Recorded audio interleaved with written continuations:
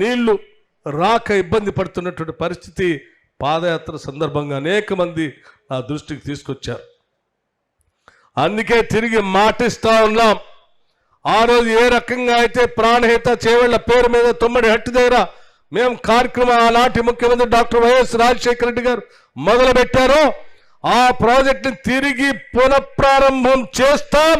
కేవలం 4-5 నెలల్లోనే దానికి సంబంధించిన పనులు కూడా మొదలు పెడతాం.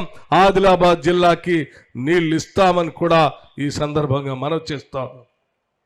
అట్లాగే మిత్రులారా, ఈ పిప్పిరి గ్రామానికి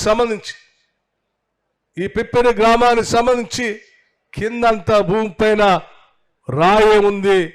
నీటిపారుదల ప్రాజెక్టులే లేవు, మాకు కాలువలు లేవు, చెరువులు లేవని అడుగుతా ఉన్నా. కడెం వాగు పైన పిప్పిరి లిఫ్ట్ ఇరిగేషన్ కావాలని అడిగారు. దాదాపు 45 కోట్లతో పిప్పిరి లిఫ్ట్ ఇరిగేషన్ ని శాంక్షన్ చేస్తున్నామని కూడా ఈ సందర్భంగా మీ అందరికీ తెలియజేస్తా ఉన్నాం. అట్లాగే ఇక్కడ అంబేద్కర్ భవన్ సంబంధించి 2 ఎకరాలు కేటాయించాం. అంబేద్కర్ భవన్కి నిధులు కావాలని అడిగారు. తప్పనిసరిగా అంబేద్కర్ భవనానికి కూడా నిధులు శాంక్షన్ చేస్తామని చెప్పి మీ అందరికీ మనవి చేస్తా ఉన్నాను. అట్లాగే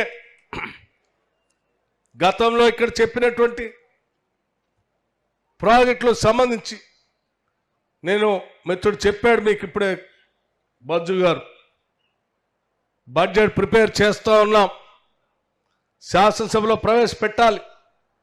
ఒక్కో శాఖల వారీగా బడ్జెట్ తయారు చేసే సందర్భంలో ఆ కాగితాలు చదువుతూ ఆదిలాబాద్ సంబంధించిన ప్రాజెక్టులు ఇందులో కనపట్లేదు ఏంటని చెప్పి ఆపి మరీ ఫోన్ చేసి అడిగాను బజ్జుకి. బజ్జు, మనం ఆ రోజు మాటిచ్చాం, త్రివేణి సంగమం కడతామని మాటిచ్చాం, చిక్మాన్ పూర్తి చేస్తామని మాటిచ్చాం, చిక్మాన్ ప్రాజెక్ట్ పూర్తి చేస్తామని చెప్పాం, కుత్పికి నిధులు ఇస్తామని చెప్పాం.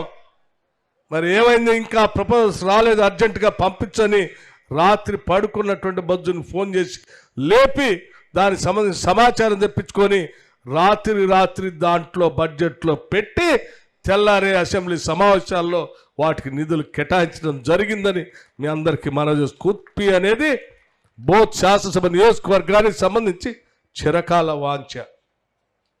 దాన్ని